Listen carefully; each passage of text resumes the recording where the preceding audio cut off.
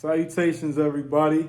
Hope y'all are all doing great and wonderful and enjoying the greatest month of the Gregorian calendar year, December. Woo woo! Yes, sir.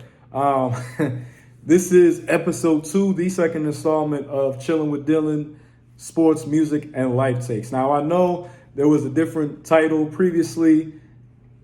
This is the title now. This is current. This is what's happening. So, I mean, you're chilling with Dylan, and I'm giving you my takes and perspectives and analysis on sports, music, and life. So, it works. It's simple. Anyway, since we last saw each other, things have changed on this side. Remember we used to dump? Now they blast, right? Believe me. 2 references for those who may or may not know. But, a week ago, as many of us do know, the selection committee announced their picks for the college football playoffs. Now, this decision was met with a lot of scrutiny, definitely for myself as a Florida State football fan. I was not a happy camper.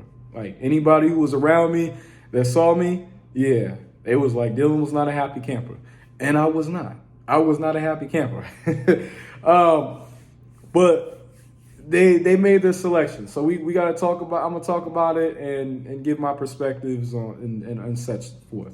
So at the number 1 seed, the new head honcho, the new top dog, replacing the old dogs, or the old guard, the new guard, we got the number 1 seed Michigan Wolverines, who, when I last spoke of them, they were the number 3 seed.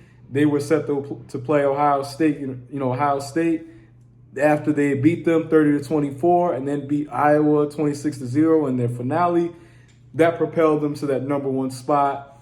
It's probably off of strength of schedule, and they're from the Big Ten, which next to the SEC is the biggest and most competitive division that there is within college football. But they became the number 1 seed thanks to finishing undefeated. Now, there was some controversy, obviously, as spoken on previously with Coach John. I did it again. With Coach Jim. I don't know why I keep wanting to say John, but Jim might be going back to the pros. You ain't hear from me, though. We gonna see. But, so we might have both of the Harbaugh brothers back in the NFL. But Jim Harbaugh, he had been off the sideline the previous 3 games, and he returned in style, securing his 3rd straight Big Ten championship, becoming the first coach in conference history to do so in that, 26-0 shutout versus Iowa. And, there's a lot to look forward to with them. They'll play the scorching hot number 4 seed Alabama, who many do know knocked off the number 1 original top dog, the formerly undefeated for the past 2 years, the back-to-back champions, the Georgia Bulldogs. They knocked them off. So Michigan's going to play them in the Rose Bowl on January 1st. And it's crazy. The last time these 2 teams played was in 2020. And Michigan lost 35-16. So obviously, they're going to go back and review that film and then review the film from the Alabama-Georgia game to see what works and what didn't, and, how to scheme and set up their defenses and such. So it's going to be a very interesting game. I'm going to give my perspective on who I think is going to win, but I got to drop a little history, a little knowledge. So in the all-time series between the 2, the record is 2-3. And the last time that Michigan won was in 1999. So a little backstory. I was born at the end of 1998. So, yeah, pretty crazy. And you don't want to know who the quarterback was for the Michigan Wolverines? It was some guy, unknown, by the name of Tom Brady. You may or may haven't heard of him, That was the last time they won. And he played his greatest game of his college career. Greatest game. He led a comeback victory, 35-34, throwing 4 touchdowns. And it was in his final game, too. So we all know with Tom, leaving in style, performing in big games, that's what he does. He's a GOAT for the reason. 7 rings. I mean, it ain't no discussion, ain't no debate. I mean, okay, like there are some players that I'm willing to listen to, but when it comes to pound for pound, you can't argue with the results. But yeah, the last time they beat Alabama was when they had Tom Brady as their quarterback. You know what I'm saying? So that speaks volumes to, one, how great Alabama has been, And then two, like the odds, currently Michigan is favored to win, but there are a lot of people who think that Alabama can pull off the unthinkable and pull off an upset.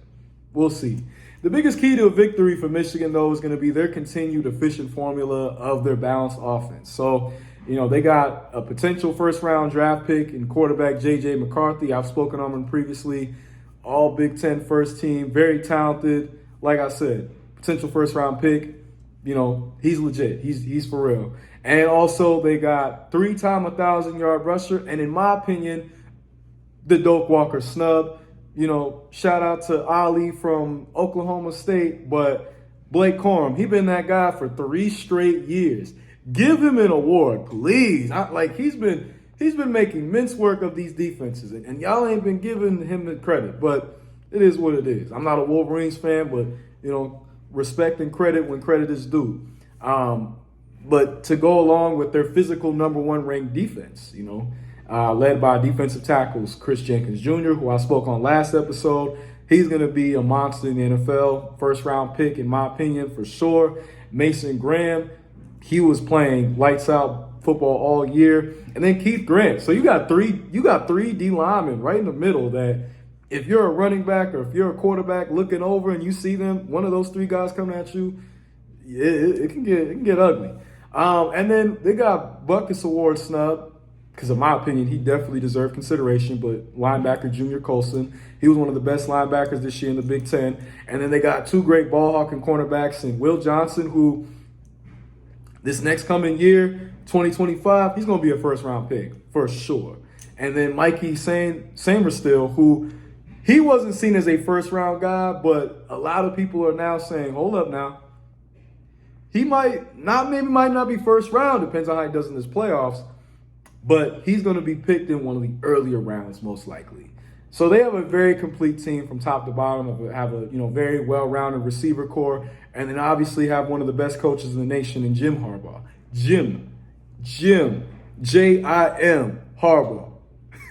All right. Now on to the number 2 team, the Washington Huskies. So now last time they were the number 4 seed, but after they finished the season undefeated thanks to victories 24-21 against Washington State, and then Oregon 34-31. And that was a very exciting game. I was watching that game. It was very exciting. It was a lot of momentum shifting. It was a lot of back and forth. At one point, Oregon kind of really came back and slowed Washington down, but then Washington, finished the job at the end. Similar to what happened in the Washington State game and in the Oregon State game. But it was a great game. Great last Pac-12 football that we might ever see, because now it's going to be the Pac-2. So sad. But Washington is the only Pac-12 team in the semifinals, and they are the first Pac-12 team to be in the said semifinals since themselves back in 2016. So again, more history context. That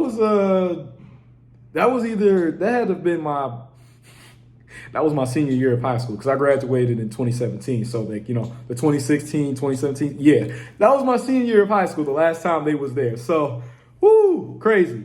But they're going to be playing in their first New Year's Bowl game since 2018. So that was spring of my freshman year of college.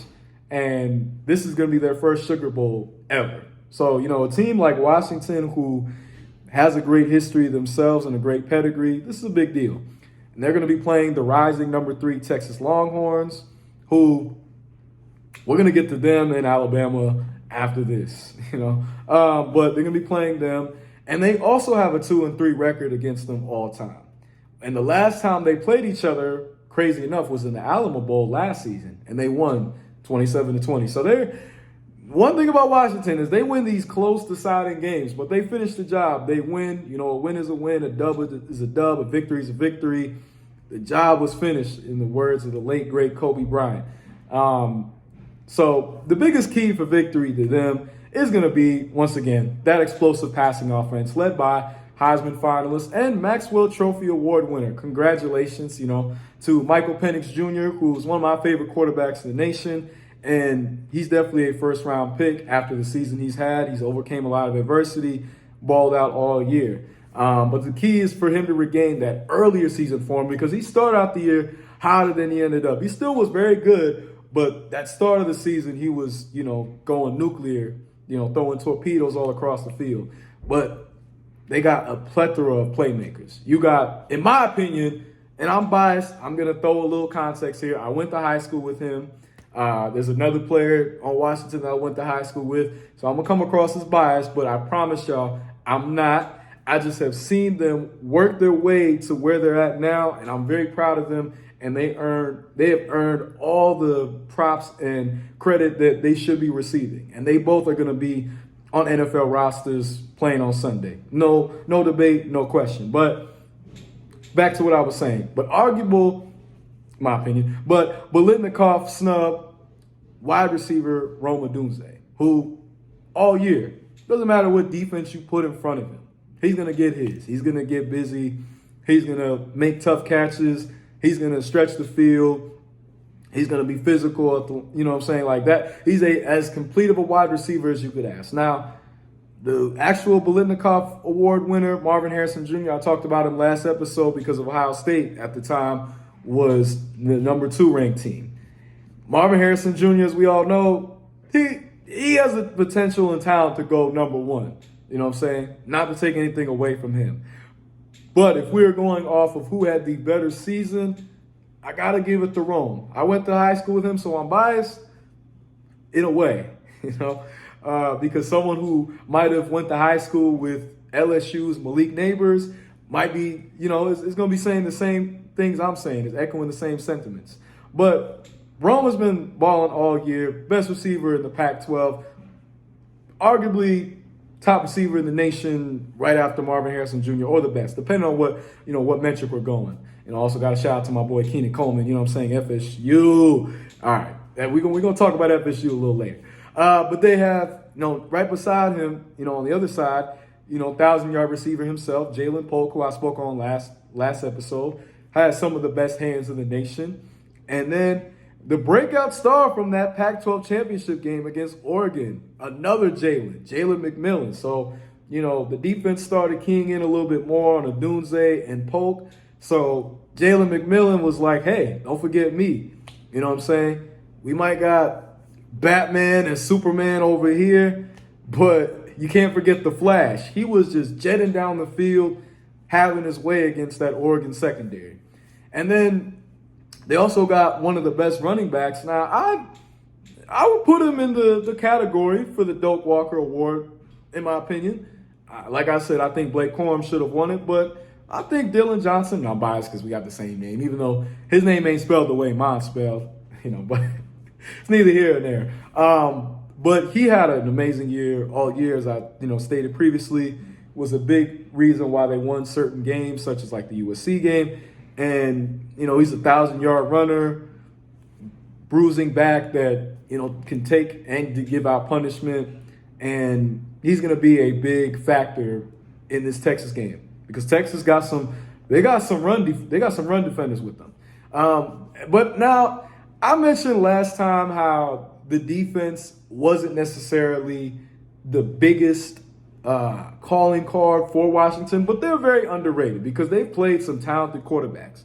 They played DJ Ugalele in the Oregon State game, then they played Cam Ward, and it's funny because both of them are looking to transfer. Cam Ward, please come to FSU. Please come to FSU. But if he doesn't, I could see him going to Ohio State. That's Washington State's Cam Ward. He's going to be a first-round pick next year, 100%, super talented. And then Bo Nix, who, Bo Nix is my age. I'm about to be 25. So, Bo Nix is an older quarterback, but, hey, he was balling out all year, had the highest completion percentage in the whole NCAA, and he became a dual threat. And he wasn't even a dual threat when he was at Auburn. So, kudos to him, shout out to him, Heisman finalist. But, Washington, they finished the job.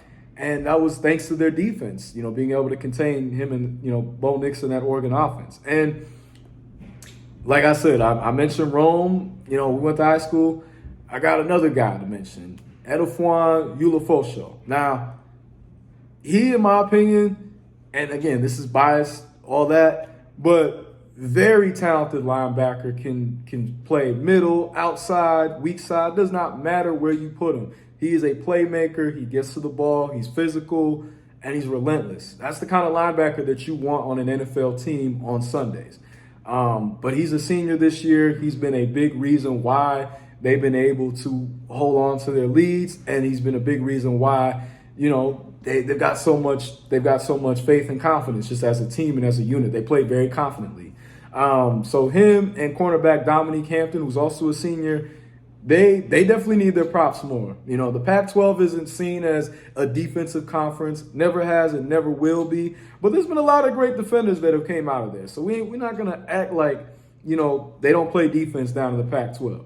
It's not just, the SEC and the Big Ten, like people try to, portray.